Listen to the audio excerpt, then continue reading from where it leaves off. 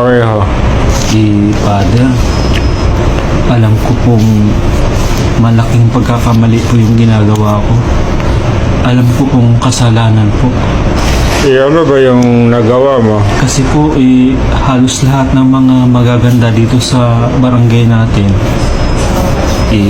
nagiging jowa ko po. Tapos, halos lahat po sila, may nangyayari po sa amin. Sino-sino ba yung mga yan?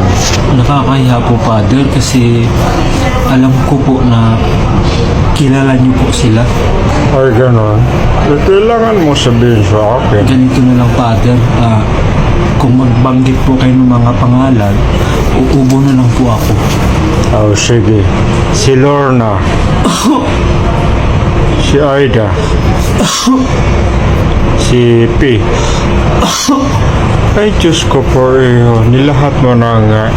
Meron ba pong isa, Father, na pinakamaganda sa kanilang lahat hindi pa ako sinagot.